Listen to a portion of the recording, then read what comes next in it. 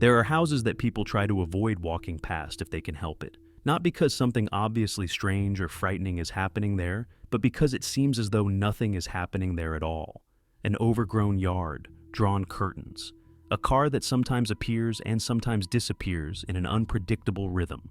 The residents, if there are any at all, do not come outside.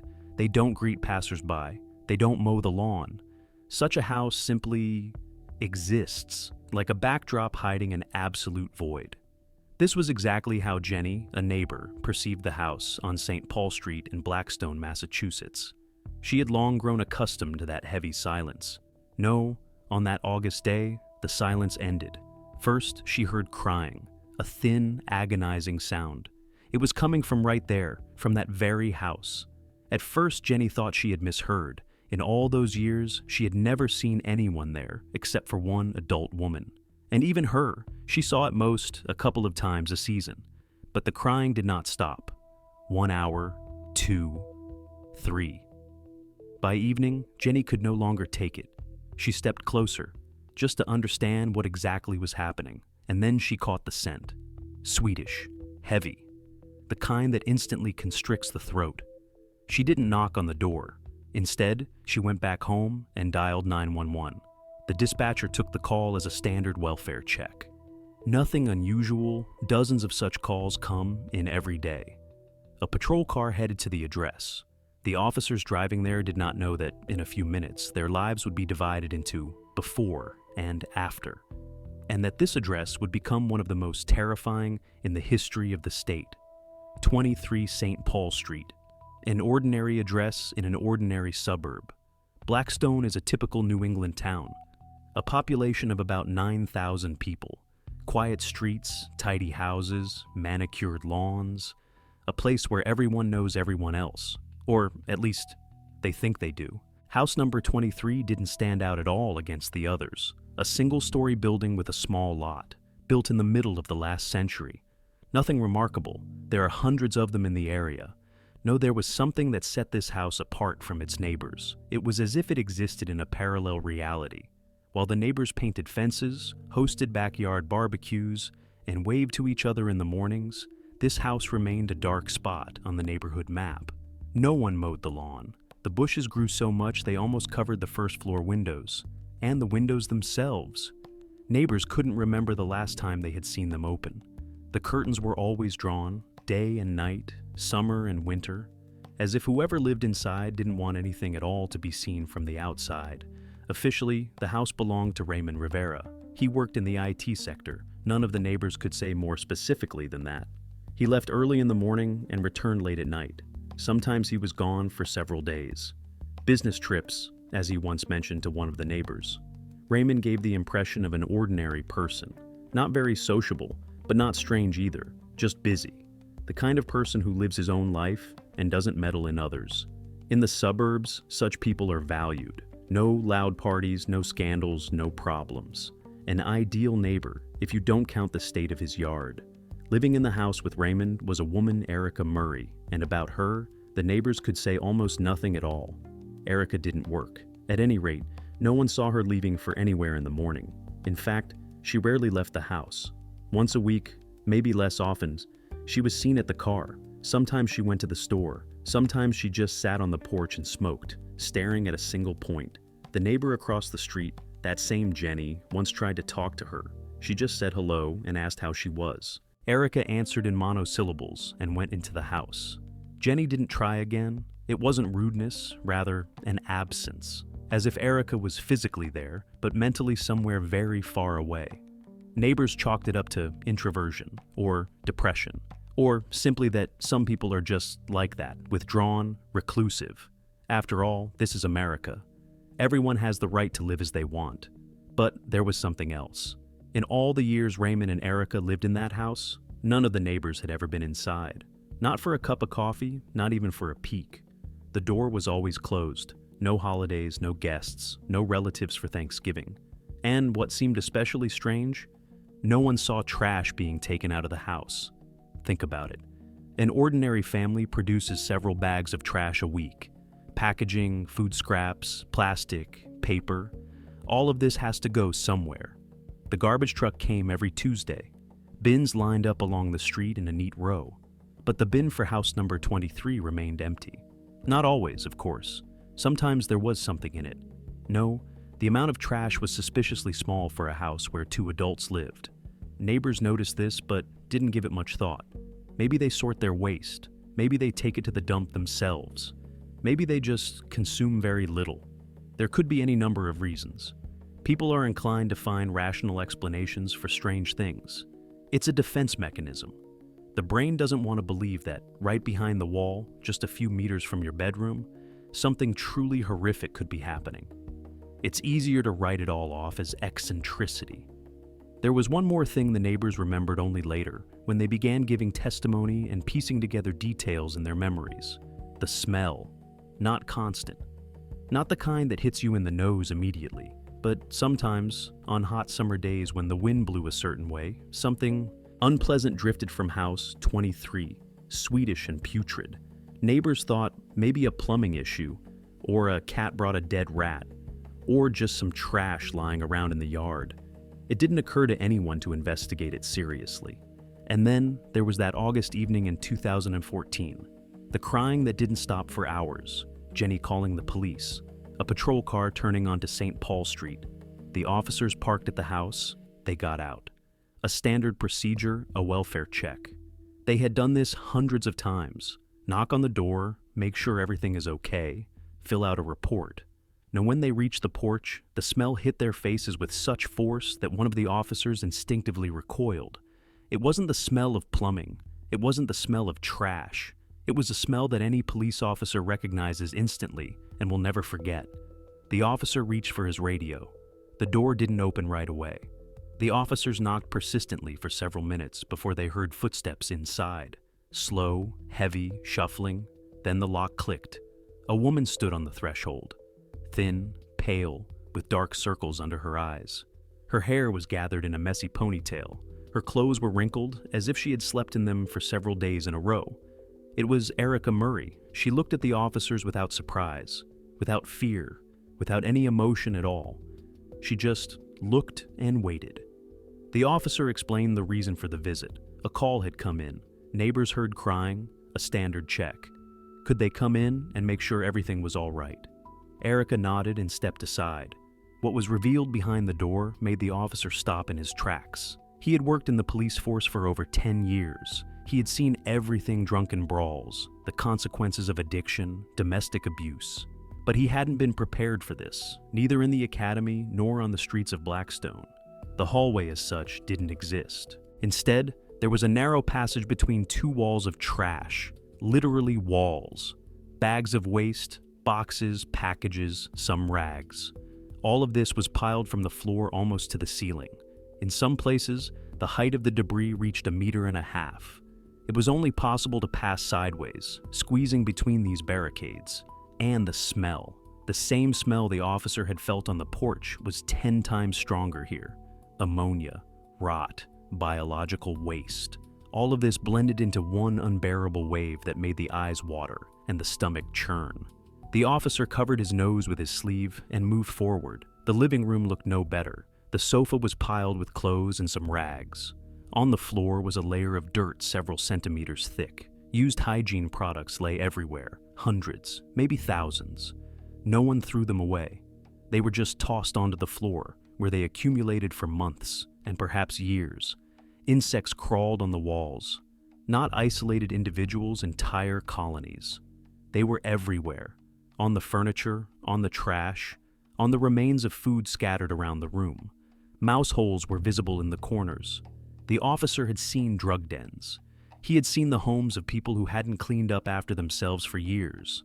But this was something else. This wasn't just a mess or simple neglect. This was a house that had turned into a landfill, a place where people should not live. And yet, someone lived here. Erica walked ahead, navigating between the piles with practiced agility. To her, all of this was the norm. She didn't apologize, didn't try to explain. She just led the officer through this labyrinth, as if she were showing an ordinary apartment. The crying was coming from upstairs, from the place where the second floor should be. The stairs were partially blocked by debris, but it was possible to climb them. The officer began the ascent, trying not to touch the walls. Something crunched under his feet on the steps. He preferred not to look at what it was. There were 2 rooms upstairs. The door to the first was slightly ajar. The officer peered inside, and for a second, he forgot how to breathe.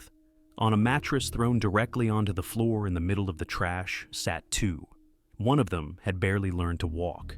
The second was tiny, having come into the world only a few months ago. Both were covered in filth, not just dirty covered. A layer of dried biological traces on the skin, tangled hair in which parasites scurried. The clothes, if they could be called clothes, had turned into rags soaked in filth. The older one looked at the officer with huge eyes. Without fear, without curiosity, with a kind of animal wariness, like a creature that had never seen other people, who doesn't know what a street is, or sunlight, or a playground. The younger one lay on the mattress and cried, that same thin, agonizing cry the neighbor had heard, a cry that didn't stop for hours because there was no one to answer it.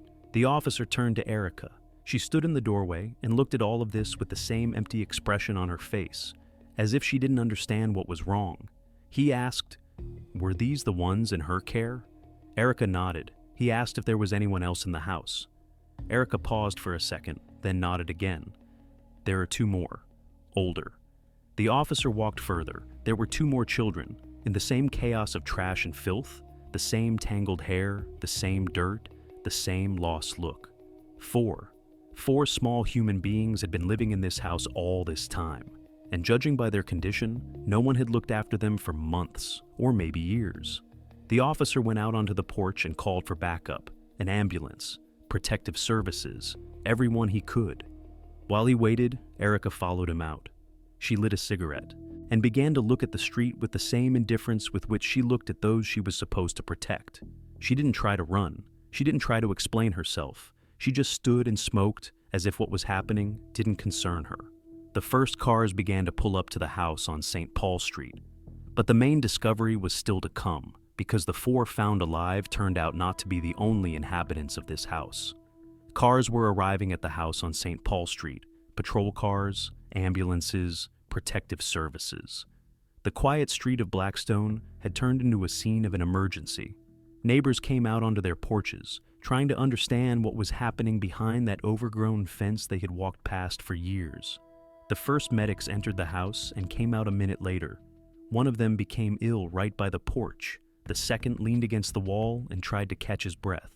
They had worked in the ambulance service for more than a year. They had seen accidents, fires, overdoses. No, they hadn't been prepared for this. They had to call for additional equipment. Respirators, protective suits. The level of biological hazard inside was such that entering without protection was simply unsafe. While the medics prepared for their second entry, the officer continued to interview Erica. She answered in short phrases, without emotion, without attempts to justify herself, as if she were answering questions about the weather. How many people live in the house? 6, including her and Raymond. The 4 who were under her care, the 2 youngest and the 2 oldest. Where is Raymond? At work. When will he return? She doesn't know. The officer clarified about the older ones. Erica nodded. Yes, there are 2 more. Older. They are also somewhere in the house. Somewhere in the house. She said it as if she were talking about lost keys, not living people. A search group headed inside.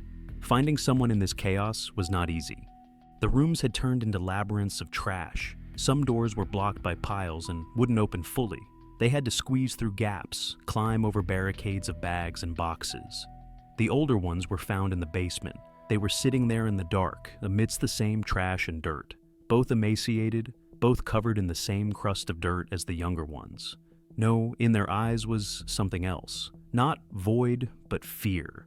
They were old enough to understand. Something serious was happening, and frightened enough not to know if it was good or bad. When they were being led out of the house, the older one covered his eyes with his hand. He couldn't look at the sunlight. Later, it turned out that he hadn't been outside for several years. His eyes had simply grown unaccustomed to daylight. All 4 were loaded into ambulances. The medics worked carefully, trying not to frighten them even more.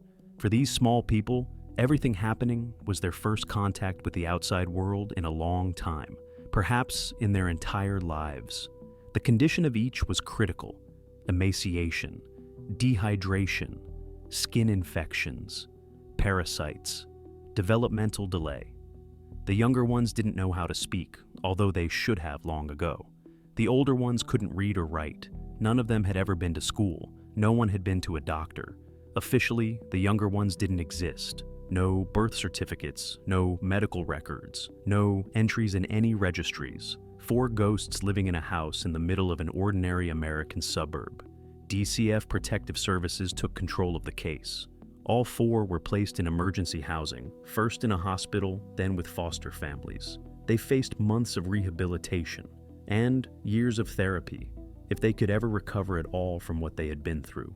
Erica was detained on the spot, only for questioning. For now, there were no formal charges yet. She didn't resist. She didn't demand a lawyer. She just sat in the patrol car with the same vacant expression on her face. Raymond Rivera returned home that same evening. He saw the police cordons, the yellow tape around his house, the crowd of onlookers on the street. He was also detained for questioning. During the first interrogation, he appeared shocked. He claimed he didn't know the extent of the problem. Yes, the house was dirty. Yes, he understood that Erica wasn't coping. No, he worked 12 hours a day. He supported the family. He couldn't control everything. The investigators listened to his explanations and made notes. The story didn't add up. A man lives in a house piled with trash to the ceiling, where 4 small people sit in their own filth, and he notices nothing. Either he is lying, or his level of denial of reality is not inferior to Erica's. The house on St. Paul Street was sealed. Yellow tape, locks on the doors, security around the perimeter. What had begun as a check following a neighbor's call had turned into a full-scale criminal investigation. The charges were obvious abuse and neglect. But the investigators understood that this was only the tip of the iceberg. The house needed to be searched thoroughly, every room, every closet, every pile of trash. This required time and resources. Forensic experts would have to work in biohazard suits, dismantling layer by layer what had accumulated over the years. They didn't yet know what they would find under those piles. They still believed the worst was behind them, 4 rescued, the perpetrators detained, the case solved. But the real nightmare was waiting for them ahead, because this house held more than just mountains of trash. By the morning of August 29, 2014, after investigators had worked through the entire night, the overall picture began to clear up slightly, at least in general terms. Interrogations, protocols, the initial inspection of the scene, all of this yielded the first results. Now the investigation needed to understand the most important thing. Who exactly was to blame for what had been happening within the walls of this house for so many years? At first glance, the answer to this question seemed completely obvious. Erica Murray. She was in the house constantly, virtually without leaving. She didn't work. She was the only adult who spent all her time with the 4 found. By all logic, she was the one who bore direct personal responsibility for them. But there was also Raymond Rivera, the official owner of this house.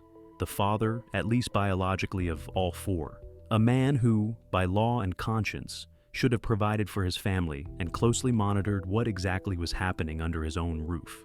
He was interrogated in a separate room, and what he told during the interrogation left the experienced investigators in a total dead end. Raymond asserted with total seriousness that for the last several years he had lived exclusively in the basement, literally in the basement of his own home. His bed was there. All his personal belongings were kept there, and that was where he spent the negligible amount of time he had left between hard work and sleep. In his own words, he practically never went upstairs into the living rooms. He didn't enter the rooms where those he was supposed to protect lived. He supposedly had absolutely no idea what a catastrophic state the house was in. Erica repeatedly told him that everything was under control and she was managing, and he believed her, or he just very conveniently pretended to believe. But the most startling part of his testimony was yet to come. Raymond officially stated for the record that he didn't even suspect the existence of the 2 youngest, the one who had barely learned to walk and the one who had come into the world just a few months ago. He persistently claimed he had no idea that Erica was pregnant, twice, and that she twice gave birth to a new life right in that filthy house, without doctors, without hospital visits, and without any outside help. The investigators looked at each other in disbelief. The story sounded beyond absurd. How can you live under the same roof with a woman and not notice 2 of her pregnancies? How could you not hear the crying of newborns behind a thin wall? How could you walk past the doors of rooms for years and yet not know exactly who was in them and how many people were there? Raymond nevertheless stood firm. He worked many hours at a time. He came home very late, left for work too early. A separate entrance from the street led to the basement where he lived. Thanks to this, he could enter and leave the house without passing through the main, residential part of the building at all. Erica categorically would not let him upstairs, constantly saying that it was a mess and she would definitely deal with everything herself. And he simply didn't insist otherwise.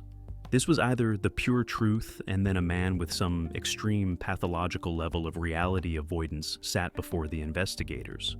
Or it was a cynical lie, and then Raymond was a full accomplice in all the nightmare that happened in that house. Verifying his words at that moment was extremely difficult. Neighbors unanimously confirmed that they saw the man rarely, that he indeed spent a lot of time at work, that Erica was the only one who remained in the house constantly and without fail. No, in itself, this proved nothing, neither in favor of his version nor against it. Then the investigators focused entirely on Erica. Her story was fundamentally different. She didn't try to deny obvious things. Yes, she lived in this house all this time. Yes, she was constantly near the four found. Yes, she knew perfectly well what an appalling state they were in. She just sincerely didn't see a big problem in all of this. During interrogations, Erica spoke with chilling calmness, almost detachment, as if she were telling a story about someone else entirely. She listlessly explained that she simply had no energy to clean up, that the trash in the rooms accumulated gradually, and, at a certain point, there was simply too much of it, that she intended to tidy the house many times but kept putting it off for later, and the four in the rooms upstairs. According to her, she fed them. Sometimes, when she remembered to do it in time, she changed their diapers when she was in the right mood. Did she ever take them outside? Never. Why take them out? In her opinion, it was too dangerous. There were strangers. There were unnecessary questions she categorically didn't want to answer. Psychologists who worked with Erica later used the term dissociation in their reports.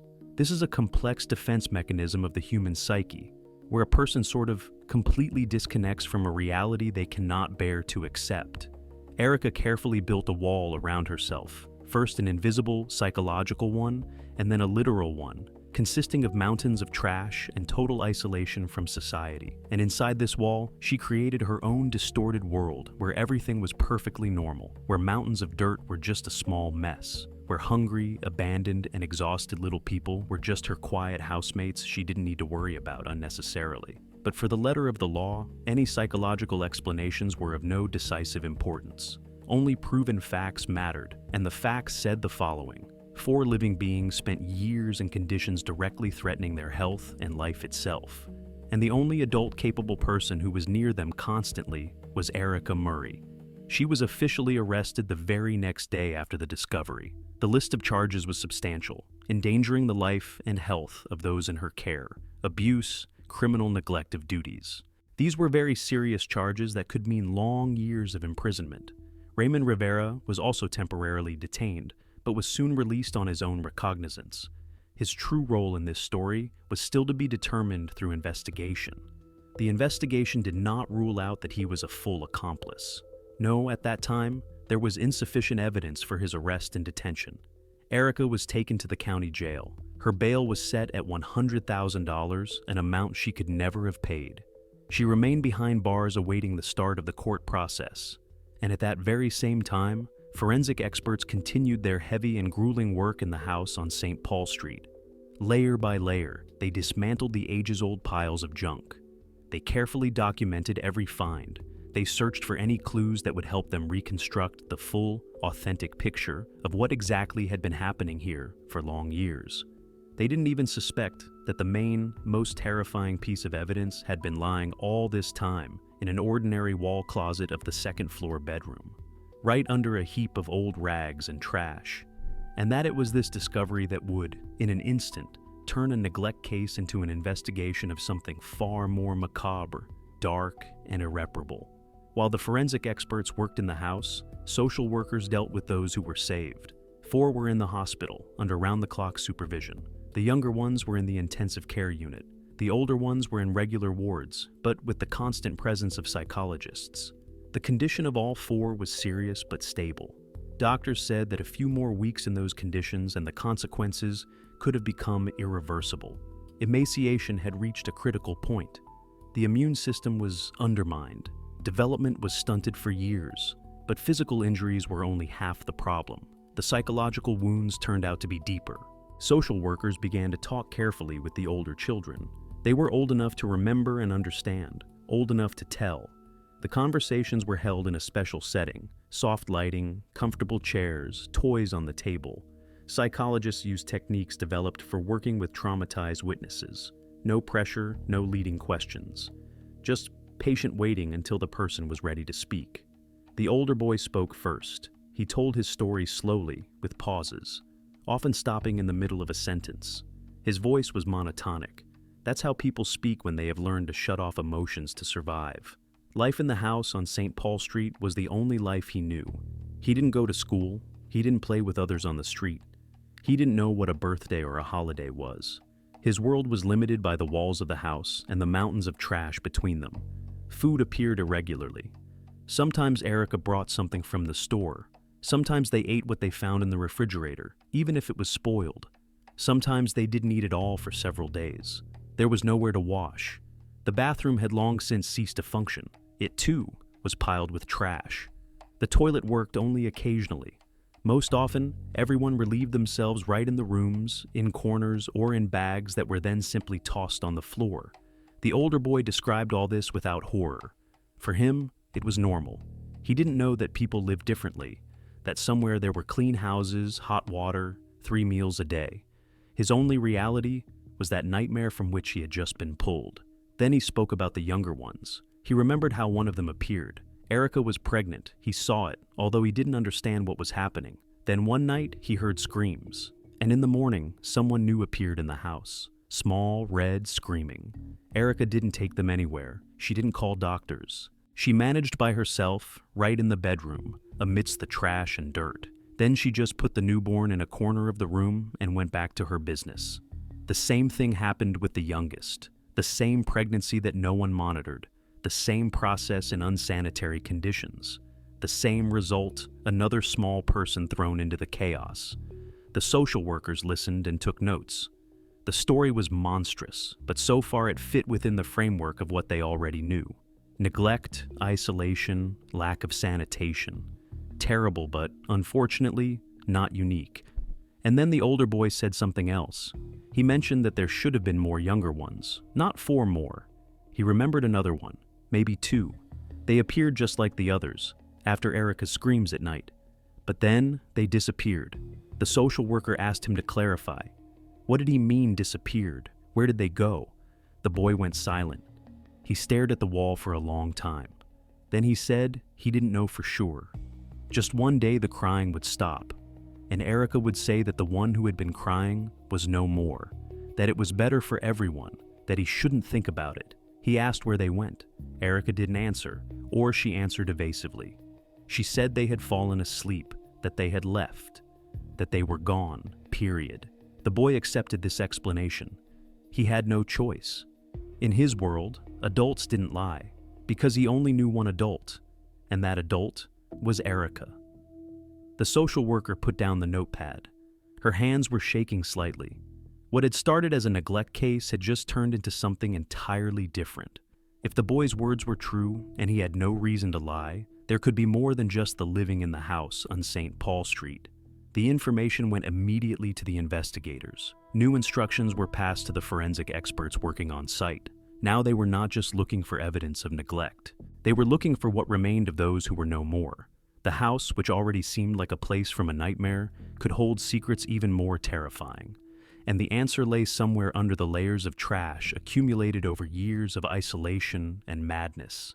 Interrogations of Erica Murray began the day after her arrest, August 30th, 2014.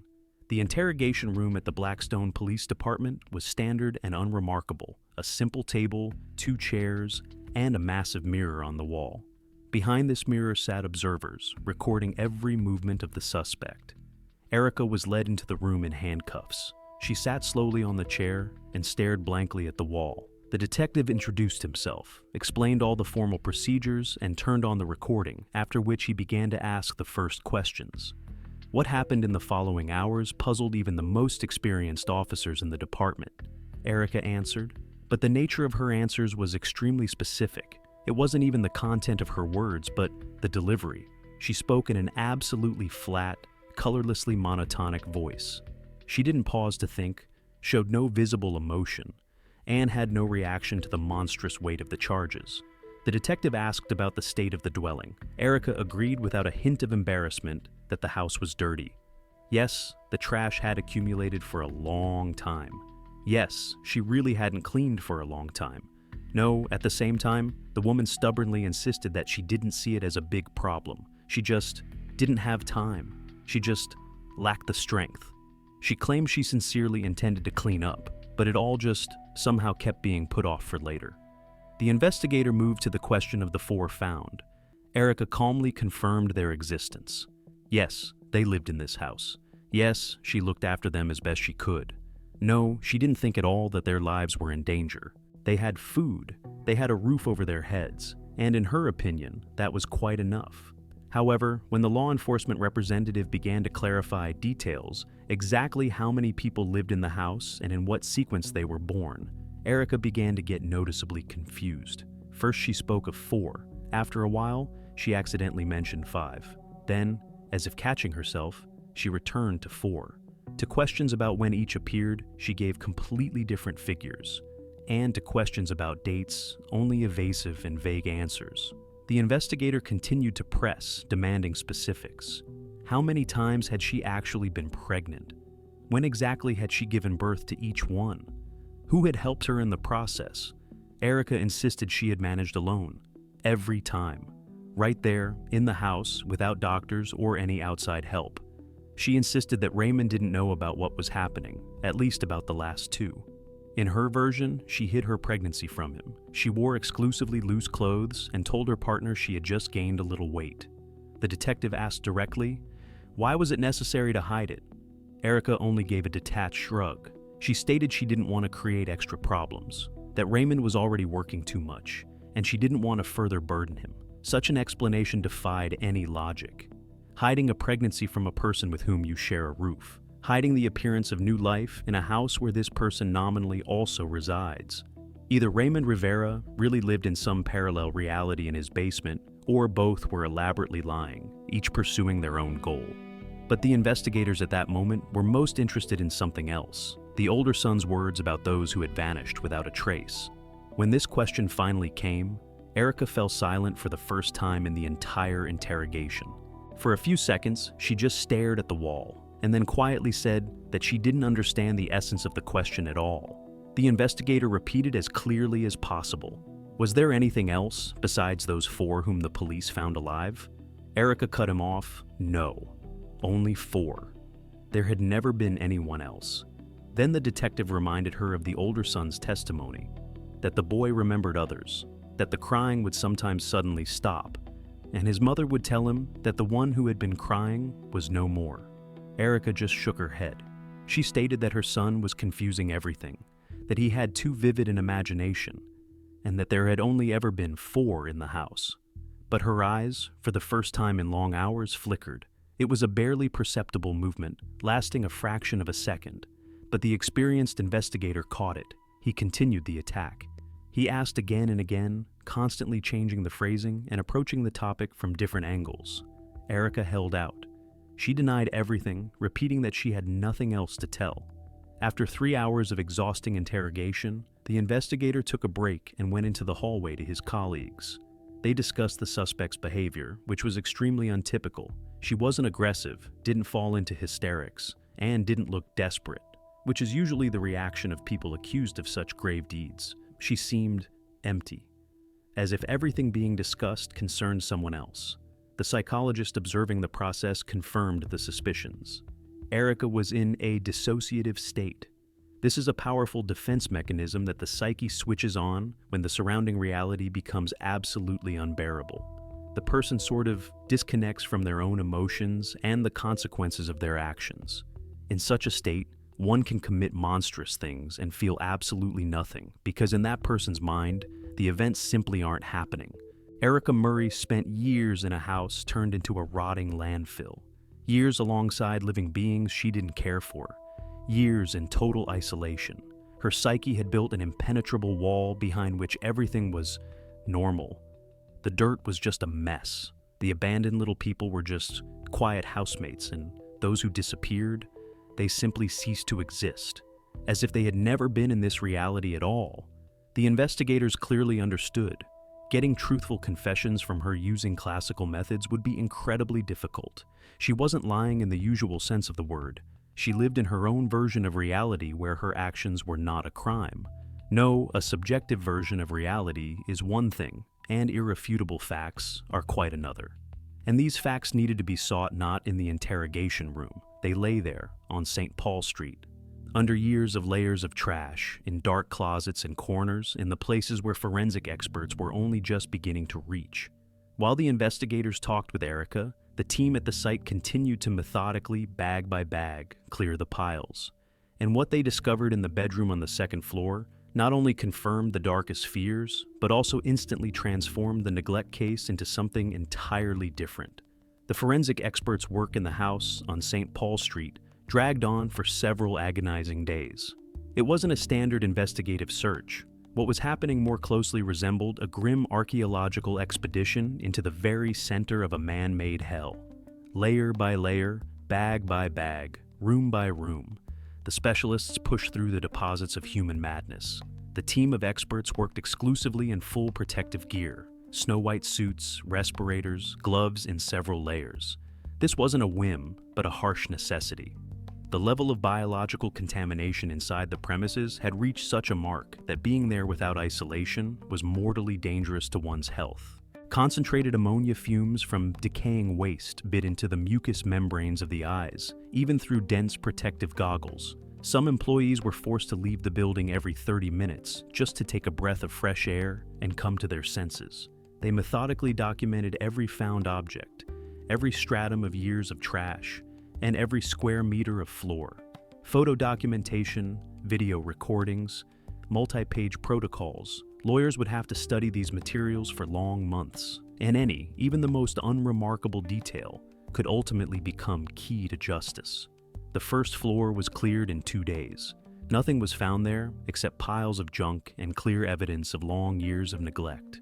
The inspection of the basement took another day. There indeed was some semblance of a living space. Raymond's bed, his personal belongings, and a relative order against the backdrop of the total chaos of the rest of the house. It seemed he had truly physically distanced himself from the nightmare unfolding directly above his head. On the third day, the search group finally reached the second floor, into the holy of holies of this place, Erica Murray's bedroom. This room was the true epicenter of events. Here Erica spent most of her time.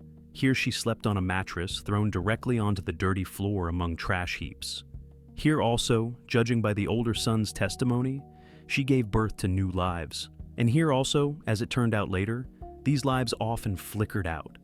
The specialists proceeded with extreme caution. They cleared the piles and sorted the finds, moving from the doorway to the opposite wall. A wardrobe in the corner of the room was almost completely hidden under a heap of rags and heavy bags. Just to get to its doors took several hours of grueling physical labor. August 31st. Around 3 in the afternoon, one of the experts opened the wardrobe door and froze, unable to move. On a shelf among old junk stood an ordinary cardboard box, a very simple one from some household appliance tightly taped shut. It looked completely mundane, if not for the fact that a smell emanated from it. An entirely different smell. Not that suffocating spirit of a landfill that had permeated the whole building. This was something much heavier and more concentrated. The employee immediately called over his colleagues. The find was photographed from all angles. Its exact position was recorded, and only after that was it carefully taken off the shelf. The weight of the object was small, no more than a couple of kilograms. The sticky tape was cut with surgical precision, preserving it for future examination. When the lid was finally opened, what had once been a living being was found inside, small, skeletonized, wrapped in scraps of cloth that had almost turned to dust over time. By preliminary forensic assessment, this was what remained of a newborn or one who had been about to be born. Exactly how much time had been spent in this improvised tomb was impossible to determine by eye. Months or years, the answer to this question could only be given by laboratory examination. The specialist who first looked inside hastily left the room. His body could not withstand what he saw, and he vomited right on the stairs. This man had spent 15 years in forensics and had seen many tragedies, but it is impossible to prepare for such a sight. The group leader urgently contacted the investigative department and reported the grim find, requesting the arrival of a medical examiner. Simultaneously, he gave the order to continue the search with tripled vigor.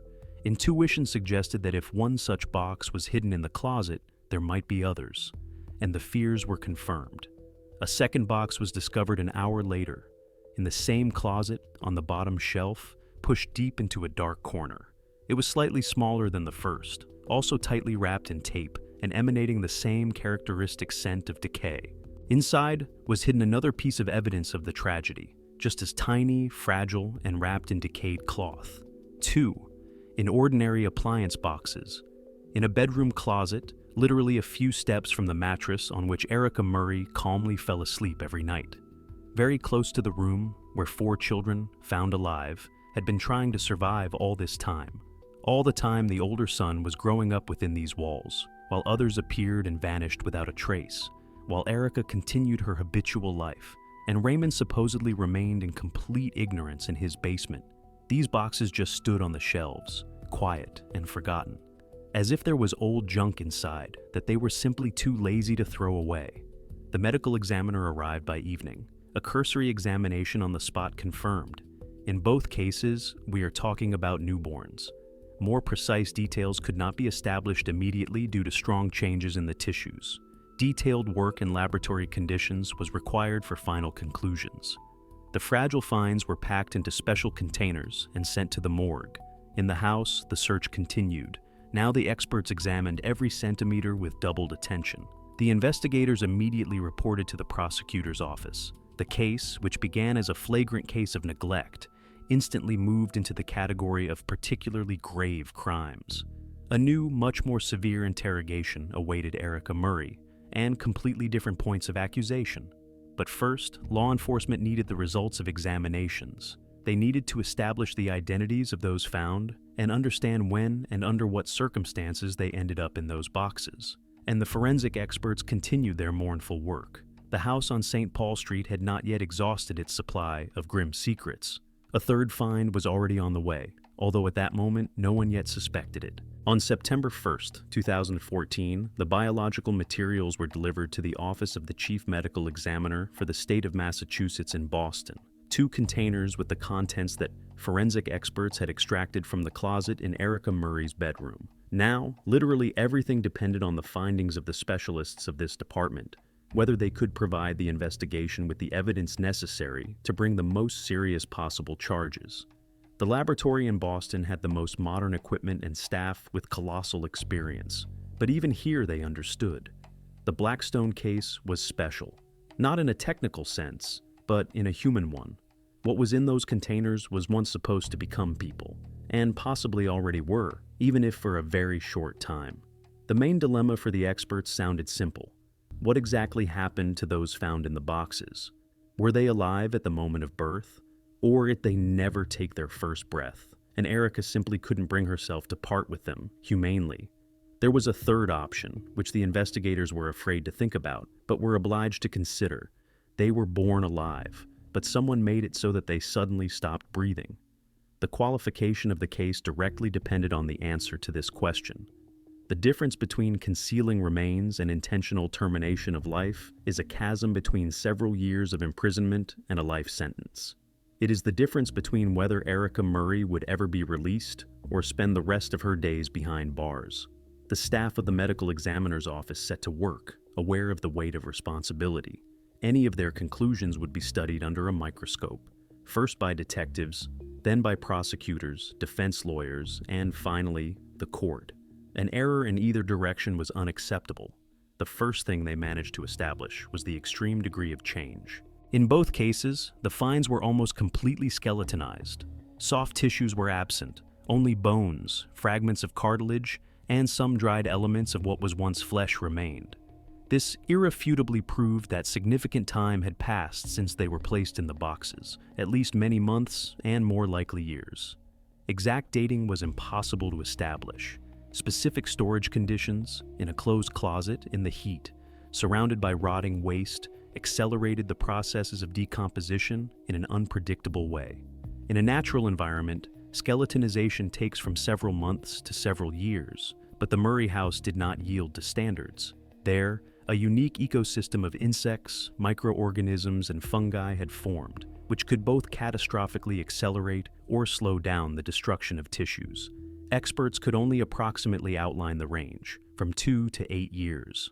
But for a trial, such vague figures meant very little. The second important point was the stage of development at the time of the tragedy. Here, the conclusions were more definite. The size of the bones and the degree of development of the cranial sutures unequivocally pointed to newborns, full-term, fully formed, and ready for life outside the maternal organism. The length of the femurs corresponded to a full term of gestation. This meant that Erica had carried them to the end. They were ready to appear, and they appeared. But did they appear alive? That was the key question to which science could not give an answer. To state whether someone took even one breath, it is necessary to examine the lung tissue. This is a classic hydrostatic test. If the lungs float in water, it means there was air in them. At least one breath was taken. But in this case, the lung tissue simply hadn't been preserved, nor had the heart, brain, or any other organs. Specialists applied all available methods: histological analysis of tissue remains, study of bones for fractures or cracks, toxicological tests. The results were a stalemate. No traces of damage on the bones, no signs of physical force or toxic substances. But, and this is most important, no evidence of the opposite was found either. No evidence of a first breath or a heartbeat. Experts could only state it is impossible to establish the exact cause of what happened for objective reasons. While the laboratory worked on the first 2 finds, on September 3rd, forensic experts discovered in the house on St. Paul Street another 3rd box. It was pushed into the very corner of the bedroom and carefully covered with rags. If the experts hadn't known exactly what they were looking for, they might well have passed it by. The 3rd find was delivered to Boston on September 4th. Specialists set to work already with a bitter sense of hopelessness. The condition was identical: skeletonization, absence of organs, and the impossibility of establishing the cause. But a detail was found that united all 3 cases. In each find, fragments of the placenta and umbilical cord were preserved. The umbilical cord in all cases was not professionally cut, but crudely torn or clamped with something blunt. This meant that Erica had managed in absolute solitude in a filthy bedroom without the slightest medical assistance. By mid-September, the medical examiner's office compiled a final conclusion of 23 pages. The verdict read, "Cause not established, no signs of impact found, but no signs of whether they breathed or did not breathe were recorded either." For the prosecution, this became a critical problem. Without evidence that those found in the boxes had breathed even once, the charge of intentional termination of life fell apart. Any lawyer would break such a position in court in minutes. All that remained was concealment of remains, a serious crime, but completely incomparable to the nightmare the detectives suspected. The investigation reached a dead end. Everyone understood that something monstrous had happened. 7 pregnancies, 4 survivors in the dirt, and 3 in boxes. No internal conviction is not proof. It was necessary to look for other leads, witnesses, or archives to shed light on the true story of this house. Investigators clearly understood. If the main charge against Erica cannot be proven, perhaps it's worth taking a closer look at the other person, at the one who lived under the very same roof for long years, at the one who was formerly the head of this nightmarish household, at Raymond Rivera. Since his initial detention on August 28th, Raymond had been free on his own recognizance. He was released because there was no direct evidence against him at that time. He stubbornly maintained that he knew nothing, and the investigation could not prove otherwise. But now, after the discovery in the cardboard boxes, the situation had radically changed. Detectives decided to dig much deeper. A second interrogation of Rivera took place on September 15, 2014. This time, the atmosphere in the room was completely different. It was no longer a formal conversation with a possible witness, but a tough talk with a potential accomplice. Investigators began with dry facts. Raymond Rivera, owner of the house on St. Paul Street, partner of Erica Murray for more than 10 years, biological father of all 7. The 4 found alive and the 3 discovered in the closet. At least, the results of DNA tests confirmed this with 100% accuracy. Raymond did not deny paternity. He admitted he had been in a relationship with Erica for many years. He admitted he knew of the existence of the older children, but he continued to insist on what he had said from the very beginning. He did not know about the 2 younger girls and certainly did not suspect those 3 who lay in boxes. Investigators pressed from all sides. How could you live for years in the same house with a woman and not notice 5 of her pregnancies? How could you not hear the crying of newborns behind the wall? How could you not smell that scent that permeated the whole house? Raymond monotonically repeated his version. He worked 12 to 14 hours a day. He left early in the morning when the house was still quiet and returned late in the evening. He often went on business trips, sometimes for several days in a row. He only appeared at home to sleep, and he slept in the basement. The basement. This room was a key element of his defense. Raymond claimed that for the last several years, he had lived almost completely separately from Erica. In his words, a rift had long ago developed between them. She became increasingly withdrawn, strange, secretive. Erica categorically did not want him to go upstairs. She said that it was a terrible mess there, that she was ashamed before him, and she would definitely deal with everything herself. Raymond did not insist. It was psychologically easier for him to agree than to get into a conflict. He equipped a living space for himself in the basement, put in a bed, a television, a small refrigerator. There was a separate entrance from the backyard, and he could come and go without passing through the main part of the house at all, and he actively used this. In his words, he had not gone up to the second floor in years, literally years. He saw that the first floor was cluttered, but he wrote it off as Erica's prolonged depression. He just gave her money for the household and thought that was enough. He chose the tactic not to know the details, and he really didn't know them. The story sounded almost unbelievable, but the investigators were obliged to check it. They interviewed the neighbors again, this time with specific questions exactly about Raymond. Had they seen him entering through the front door? Had they seen him with Erica together? Had they heard conversations, quarrels, or any signs of a normal family life? The answers proved discouraging for the prosecution. Neighbors confirmed they saw Raymond extremely rarely, mostly only leaving in his car early in the morning or returning late in the evening. He indeed almost always used only the back entrance. Residents of the block practically never saw him together with Erica. There were no signs that these 2 functioned as a couple. One of the neighbors remembered that several years ago, Raymond had complained to him about problems in the relationship. He said that Erica had changed a lot, that it had become impossible to talk to her, and he was thinking of moving out. But he never moved out. It was his house, his property, and he had nowhere else to go. Another neighbor said that once he saw Raymond carrying trash bags out of the basement, only from the basement, not from the main house. It seemed he was responsible only for his own territory, and fundamentally did not touch the rest of the chaos. The picture that emerged was strange but internally consistent. Raymond Rivera truly could have lived in the same building and yet existed in a parallel reality. Not because he was blind or stupid, but because it was more convenient for him not to see. Because he consciously chose the path of criminal ignorance. Investigators studied his work schedule, requested data from his employer, and checked business trip documents. Everything was confirmed. Raymond indeed worked a lot and was often absent. In some periods, he did not appear at home for weeks. They also checked his finances. He regularly transferred money to a joint account for groceries, utilities, and other expenses. Erica managed this money herself, and he did not control the spending or ask for receipts. He just paid and considered his duty done.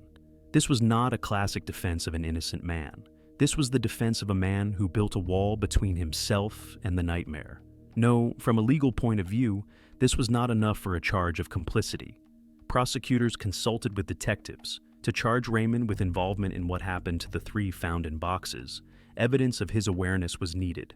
It was necessary to show that he knew what was happening and did nothing. However, there was no such evidence. Not a single witness saw him on the second floor. Not a single document linked him to Erica's secret pregnancies.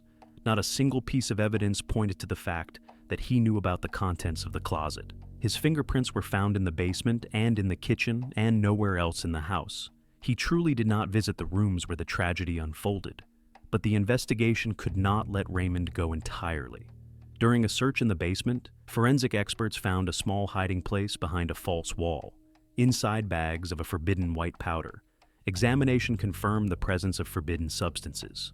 In addition, the charge of neglect of duties remained. Even if he didn't know about the younger ones, he definitely knew of the existence of the two older ones. And he did nothing to protect them from living in the dirt. In October 2014, Raymond Rivera was officially charged. Possession of forbidden substances and neglect of duties toward those in his care. This was not the charge, but it was enough for him to end up behind bars. The prosecutor's office offered him a deal. Some of the charges would be dropped in exchange for cooperation. Raymond had to testify against Erica and tell everything he knew about her condition and how their strange household functioned. Raymond agreed. He had no other choice. His lawyer explained to him, either he helps the prosecution or the investigation will find a way to tie him to more serious episodes. Thus, Raymond Rivera turned from a potential accomplice into the main witness. A man who for years had closed his eyes to the horror in his own home, now had to help send the woman he had lived with for over 10 years behind bars. And Erica Murray was still sitting in the county jail. She had still not been officially charged in the episodes with the finds in the closet. The prosecutor's office was waiting for the results of additional examinations and Raymond's official testimony, hoping to build a case that would withstand the scrutiny of the court. Detectives clearly understood, to build a truly convincing case, they needed to realize exactly whom they were dealing with. Erica Murray remained a mystery to the investigation. A woman who lived among rotting trash for years, giving birth to one child after another, and hiding the frightening consequences in cardboard boxes. What exactly led her to this point? Was it an innate personality defect, or did a fatal break occur later? First thing, investigators checked her criminal history. The result was unexpected. Erica Murray had absolutely no past related to the law. No arrests, no priors, not even a small fine. Before the police was an absolutely blank slate. She had never fallen into the view of the authorities before the very August day in 2014. This was extremely unusual for a person accused of such grave crimes. Usually, such cases are followed by a trail, minor law-breaking or addictions. With Erica A. frightening social void, investigators collected piece by piece information about a woman who for many years existed in this world, leaving almost no traces. Erica was born into a working-class family in Massachusetts. Her father worked at a factory, her mother was a homemaker, her brother and sister an ordinary social cell, like thousands in New England. She graduated from school without any major problems. Not a top student, but not an outsider. Quiet, inconspicuous, always keeping to herself. Teachers struggled to remember her image, describing her as a withdrawn girl who had no close friends but did not create problems for those around her. After school, Erica changed several low-skilled jobs: cashier, laundry assistant, motel cleaner. She didn't stay anywhere for long, quitting due to absenteeism. Later, she met Raymond Rivera. He was older, had a stable job in housing. For Erica, it seemed like a way out, a way to escape her parents' house. They moved in together almost immediately after meeting. Investigators talked to her relatives. Her mother had passed away earlier, and her father suffered from dementia, but her older sister agreed to a meeting. She told a story that began to fill in the frightening gaps.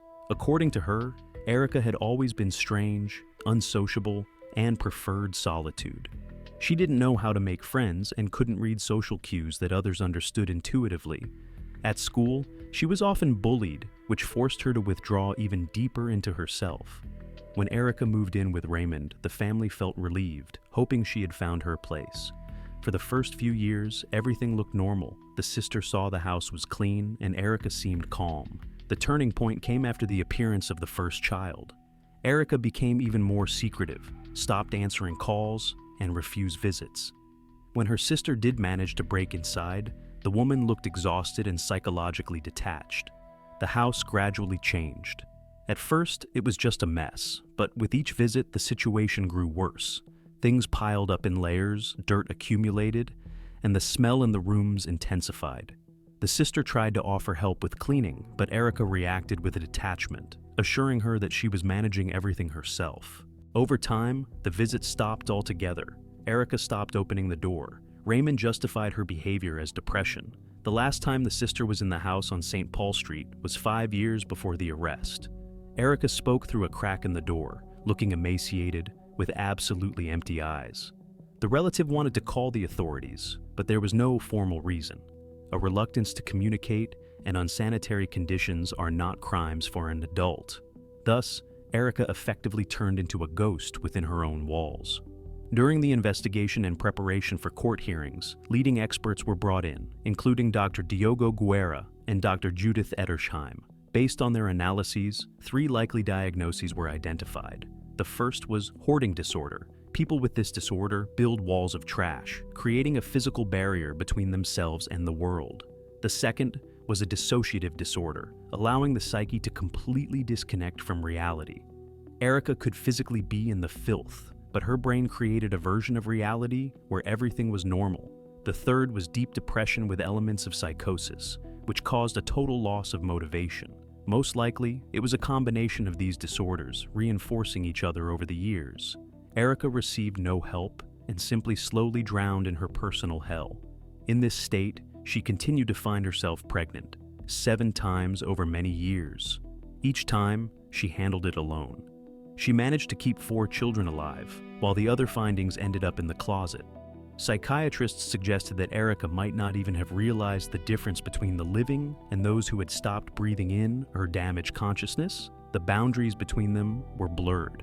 This was not the story of a conscious monster, but the tragedy of a person who had broken so completely that she lost touch with reality.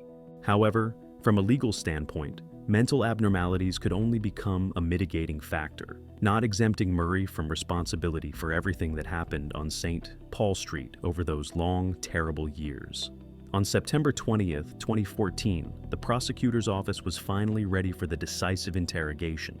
The investigation had accumulated all available resources, the results of complex examinations, detailed testimony from Raymond, evidence from the older son, and shocking photographs from the house. Now, detectives needed to get answers from Erica herself to the questions that had plagued law enforcement for the past month. Erica was brought from the county jail under heavy escort. Over the past weeks, her appearance had visibly changed. She had lost even more weight, and deep shadows lay under her eyes. But her facial expression remained the same, absolutely empty and detached. It seemed as though what was happening concerned someone else, but not her. 2 experienced detectives and an assistant prosecutor were waiting for the suspect in the interrogation room. A bulky folder of materials lay on the table. Erica silently sat opposite them, folded her hands on her knees, and stared at the wall with her usual gaze into nowhere. A state-appointed lawyer sat nearby. He warned his client of her rights and explained the possibility of completely refusing to answer. Erica gave only a barely noticeable nod, but from her appearance, it was difficult to tell if she realized the meaning of those words. The interrogation began with standard procedures. Her name. The woman answered mechanically and monotonically. Then, the investigators moved to the main point. A detective placed a photograph of the bedroom closet in front of her. Erica looked at the picture without any visible reaction. People usually look at pictures of furniture in an advertising catalog with the same indifference. Next was a photograph of a cardboard box sealed with tape. Erica remained silent. Her face did not change one iota. When asked if she recognized the object, the woman only dryly confirmed that she did. The detective clarified if she knew at the time exactly what was inside. A pause followed, after which she gave an affirmative answer. The investigator did not show the next frames, as the images of the contents were too distressing. Instead, he placed the medical examiner's report on the table. 3 pages describing 3 findings, those who were never given a chance at life. Erica was asked directly if these findings were her biological offspring. She answered affirmatively, without the slightest hesitation. The detective asked exactly when this had happened. Erica furrowed her brow, trying to reconstruct the chronology, but the dates were confused in her mind. She named approximate years of 2006, 2008, and 2011, but admitted she was not sure of the accuracy. Time had long lost its meaning for her. Then the detective moved on to the details of what had occurred. Erica described the process in the same flat voice. She said that she handled it absolutely alone, without doctors or anyone's support. The woman simply lay on the mattress and waited for the process to end. She claimed that she managed on her own, exactly as she knew how. The investigators recorded every word. What she described was a medical nightmare without antiseptics or assistance.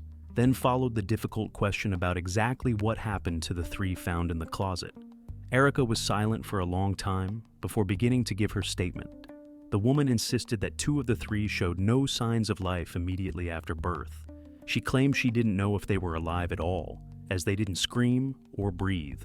According to the suspect, once she realized they were not responding, she simply placed them in boxes.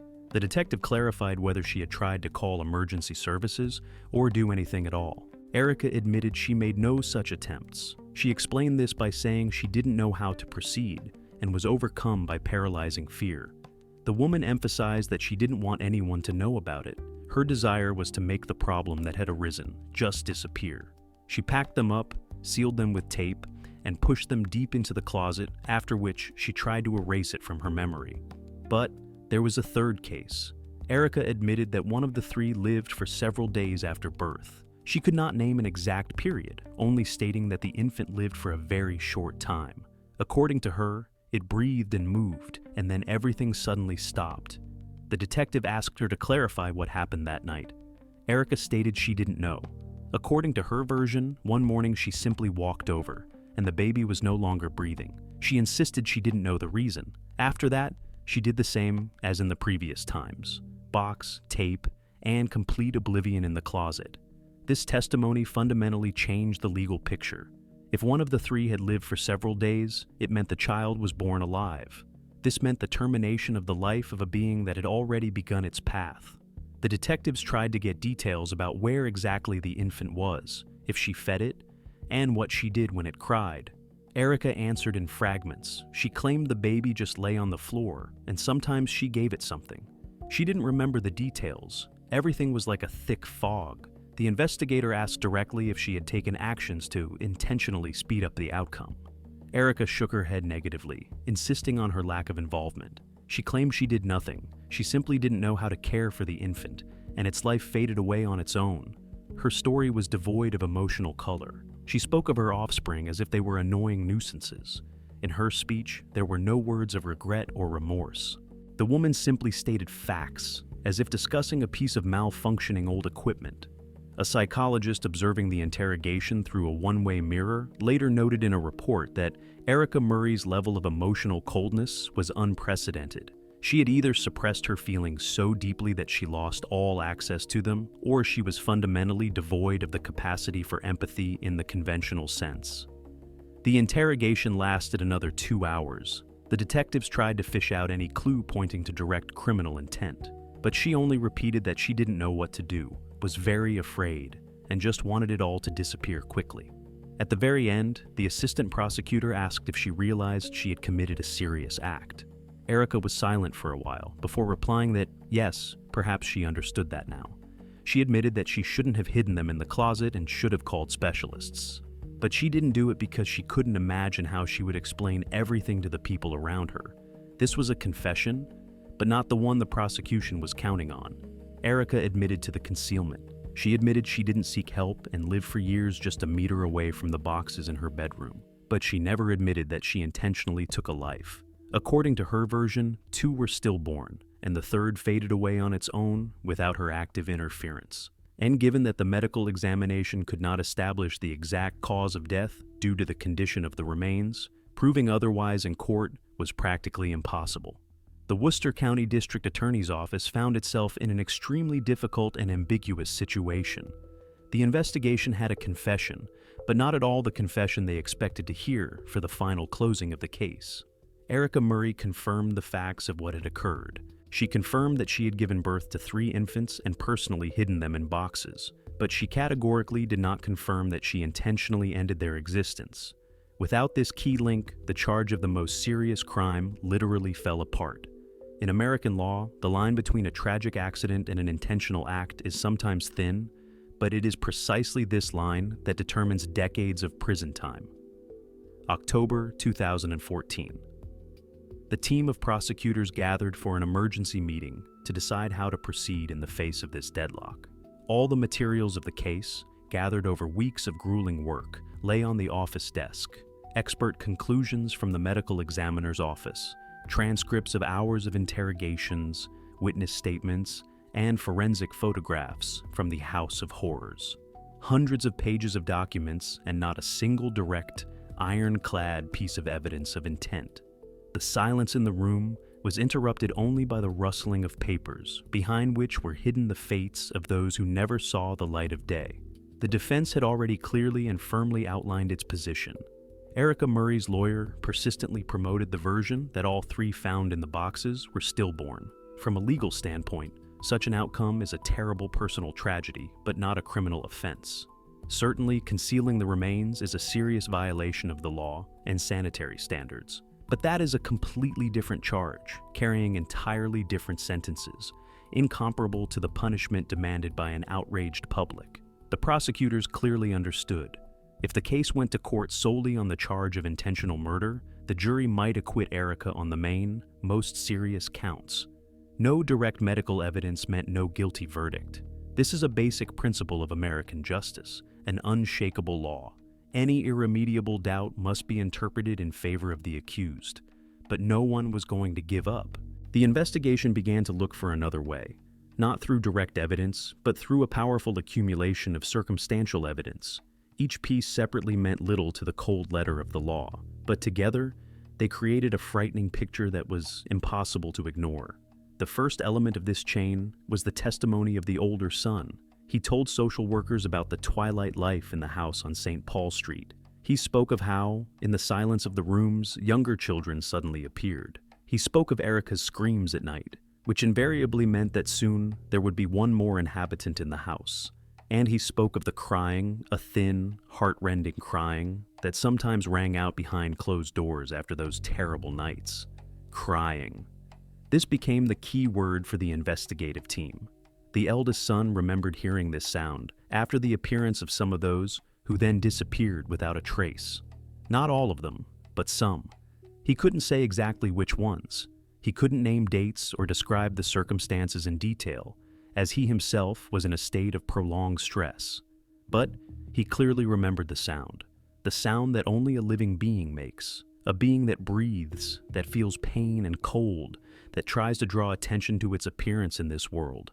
If this crying really occurred, it meant that at least one of the three in the boxes had been born alive. It meant the version that they never took a first breath was a lie in all three cases. The second element was the physical condition of the four children found alive.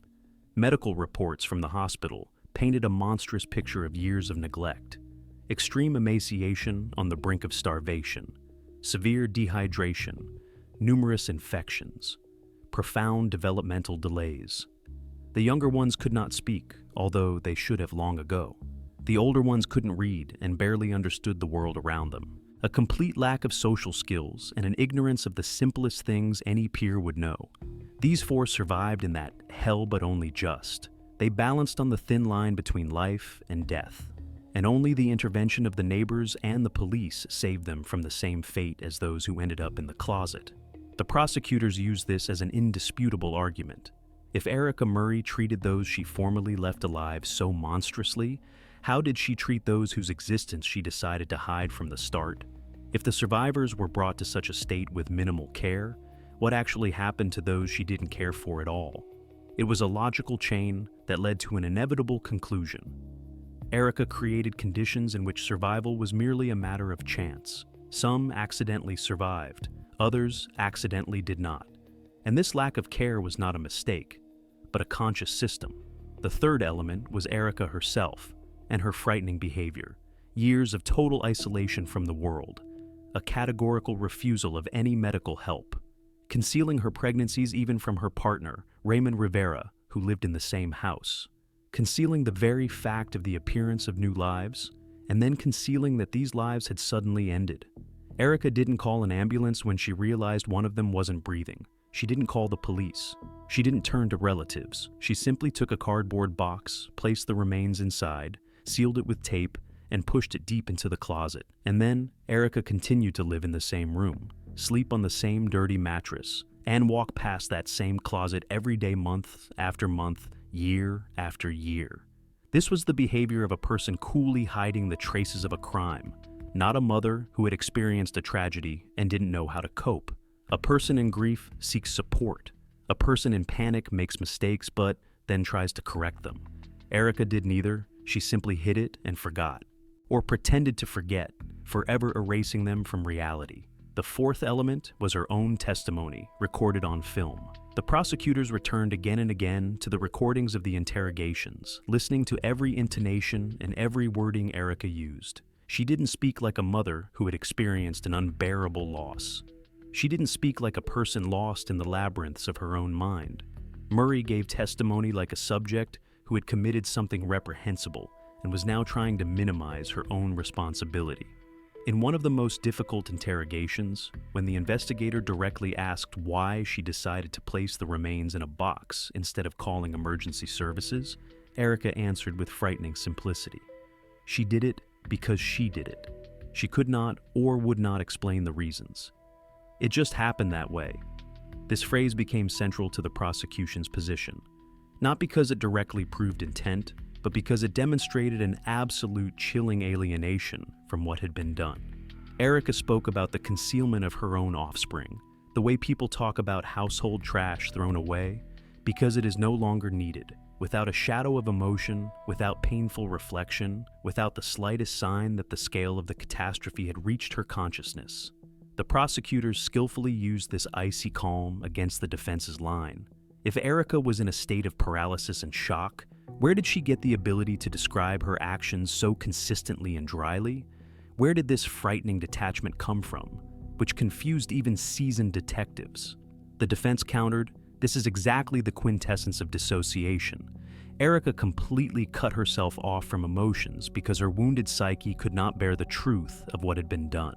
Her calm was not the sign of a cold-blooded monster, but a defense mechanism of a deeply traumatized personality. This dispute between psychiatrists and lawyers continued for weeks. Both sides showered each other with research, references to judicial precedents, and quotes from medical literature. But in the end, it was not the people in white coats who would decide Erica Murray's fate, but 12 ordinary jurors, ordinary people who would have to look into the empty eyes of the woman from Blackstone and decide who she really was, a cold-blooded criminal or a tragic victim of her own shattered mind. While the lawyers and prosecutors honed their eloquence before the future legal battles, the investigation reached the final stretch. They had to complete the final, darkest stage of the work, a full minute-by-minute reconstruction of events. The detectives needed to reconstruct the chronology of the many years of life in the House of Horrors on St. Paul Street. From the moment of the first hidden pregnancy to the last box pushed deep into the closet. It was a journey from the image of an ordinary, quiet woman to the creature Erica had become during her years of seclusion. The truth was hidden behind mountains of trash, and the investigation was determined to bring it to light. Investigators finally put all the pieces of this monstrous puzzle together. Before them lay the testimony of the eldest son, the incoherent confessions of Erica herself, the results of complex examinations, and hundreds of photographs capturing the chaos inside the house. Now, from these fragments, they needed to reconstruct a complete chronology to understand what daily life behind the closed doors of the house on St. Paul Street actually looked like. The investigation had to grasp not individual flashes of madness, but the entire multi-year, lingering nightmare in its entirety.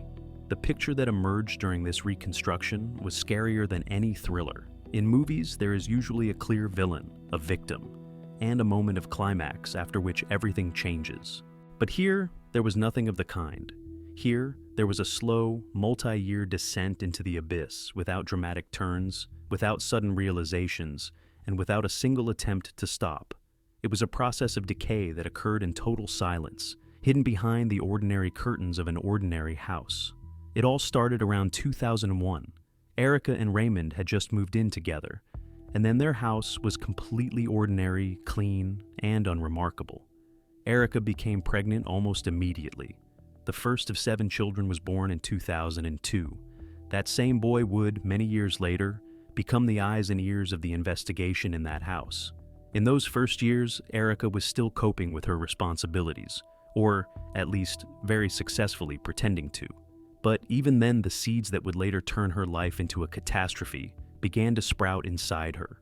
She went out less and less. She communicated less and less with neighbors and relatives. She spent more and more time within 4 walls, among things that gradually began to take over her living space. A second pregnancy, then a third, the trash in the rooms accumulated, layers of dust and dirt piled on top of each other. But Erica continued to function at some minimal, almost automatic level. The older ones grew, the younger ones were born, and the family's life flowed in its strange, isolated channel. The turning point, according to the investigation, came around 2006. Erica was pregnant again. Raymond, by that time, had practically moved to the basement. Their relationship had finally broken down, and he preferred to stay as far away as possible from what their daily life was becoming. Erica was left practically alone, with small children in her arms, and another pregnancy she didn't want. Everything went the same as all the previous times. At home, alone, without doctors or any support. The woman simply stayed in the bedroom among the piles of things and waited for the process to end. But this time, it ended differently. Someone new came into the world, but didn't make a sound. He didn't breathe or show signs of life. Erica looked at him, but the thought of getting help did not enter her mind. She didn't scream, didn't call Raymond, didn't dial the emergency services. She simply took what was at hand, an ordinary cardboard box, and hid her secret in it. Adhesive tape helped seal the secret, and the box was sent deep into the wall closet.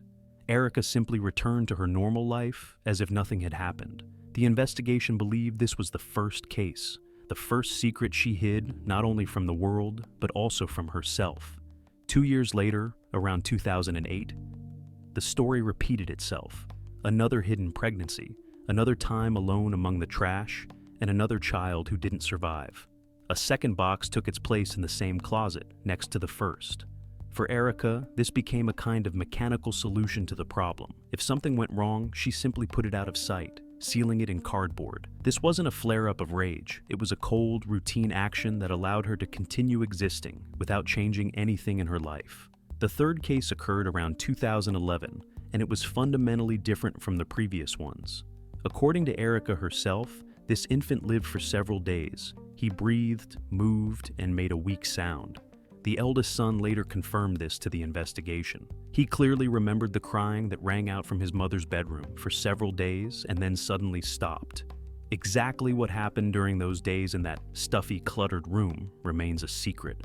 Erica said she didn't remember the details, that everything was like a thick fog, but the outcome was the same. A third sealed bundle was placed on the closet shelf with the others. Now, there were 3 of them, hidden behind the door she walked past dozens of times a day. And all this time, between 2006 and 2014, others continued to live in that house.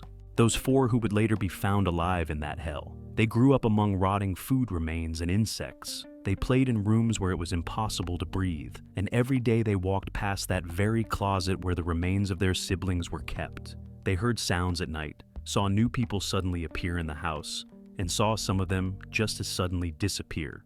The eldest son told investigators that he perceived all this as completely normal. He simply didn't know another life. For him, it was natural that it was always dark and dirty in the house, that food appeared irregularly, and that his mother sometimes screamed at night in her room. He didn't understand that something beyond comprehension was hidden behind the closet door. He didn't even realize that his own existence was not a normal human life, but a slow fading away in conditions that no one should ever have to endure. The reconstruction carried out by the investigation showed the most important thing.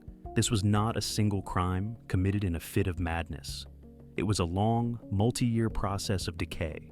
The decay of a mother's psyche, the decay of a home, and the decay of human essence itself. In that space, life in the absence of it existed side by side in absolute mundanity. Dirt covered everything, both those who were still breathing and those who had stopped breathing many years ago. Erica Murray continued to function at a primitive animal level, finally erasing the boundaries between the normal and the nightmare in her own consciousness. The investigation completed the reconstruction by the end of November 2014. The full picture was ready, and it was so horrific in its simplicity that it shocked even experienced detectives. They had dates, they had motives, and they had an understanding of how this terrible system of concealment worked. Now, only the final task remained: to present all these facts to the court and wait for the verdict that would draw a line under this story. The trial of Erica Murray began in June 2019. Almost 5 years were spent on preparation, endless examinations, interrogations, and hearings on procedural issues.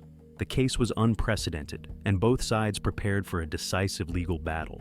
The prosecution brought charges on several counts, the main one being second-degree murder in 3 instances. Erica was also charged with the cruelty toward the survivors and the intentional concealment of remains in unsanitary conditions. The defense built its line on 2 arguments. First was Erica's mental state. The lawyers insisted she was deeply ill and needed treatment, not prison. The second argument was technical.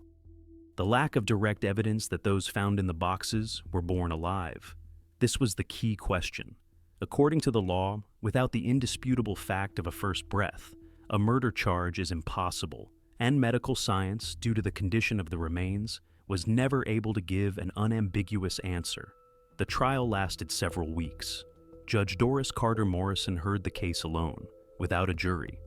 Photos from the house were shown in the courtroom, and recordings of Erica's interrogations were played, where her monotonous voice, devoid of emotion, described what had happened. The prosecutors relied on an accumulation of circumstantial evidence: the eldest son's testimony about the crying, and Erica's own admission that one of those found in the boxes lived for several days. The defense countered that the memories of a traumatized teenager were unreliable, and that the defendant's own words were merely the result of mental disorientation. After several days of deliberation, the judge announced the verdict. On the most serious charges, murder Erica Murray was acquitted. The court concluded that the prosecution had not provided sufficient scientific evidence that those found in the boxes had been born alive. However, on the remaining counts, cruel treatment of the survivors, creating a threat to their lives, and concealment of remains, the verdict was guilty. The judge sentenced her to 6 to 8 years in prison. Taking into account the time she had spent in custody since 2014, her term was effectively coming to an end. In 2021, Erica Murray was released on parole. 7 years behind bars, that was the outcome for many years of a hidden nightmare, for the boxes found in the closet, and for 4 crippled young people who had nearly died in piles of trash. Society found the conclusion unjust, but in the justice system, the law remains the law. Without irrefutable medical evidence, it is impossible to prove the most terrible of acts. Erica Murray received exactly what the prosecution could confirm within the rules. Her story remains in the archives as one of the most frightening testimonies of how deep human indifference can go, hidden behind the door of an ordinary house. The house on St. Paul Street did not stand for long after the police finished their work. Sanitary services declared it a biological hazard. The level of contamination was such that restoration made no sense. At the end of 2014, the building was demolished. Bulldozers leveled the site, where a hidden nightmare had unfolded for many years. Today, that plot is an ordinary vacant lot. Neighbors try not to look in its direction, and those who remember the events prefer not to speak of them. The 4 survivors were immediately placed under state guardianship. Their further fates are protected by confidentiality laws, and that is the only correct decision. They deserved a chance at a normal life, far from the cameras. It is known only that, after long rehabilitation, all 4 were placed in foster families under new names. Raymond Rivera received a suspended sentence and completely disappeared from the public eye. Where he is now, and how his life turned out after the trial, remains unknown. This case became a painful precedent for the state of Massachusetts. It raised questions about how society manages to miss distress signals, how neighbors can live next to a living hell for years and notice nothing, how social services fail to see those in desperate need of help, and how mental disorders go ignored until it is too late. Erica Murray was released in 2021. She simply dissolved into the crowd, and her name disappeared from the news as quietly as she herself, once disappeared from society, locking herself in her bedroom. But the story of the house on St. Paul Street remains. It serves as a bitter reminder that sometimes the most terrible things happen not in dark alleys, but behind the closed doors of ordinary houses in quiet suburbs, where everyone is sure they know their neighbors, and the silence behind the wall seems like a sign of peace, when in reality, it may hide a true abyss.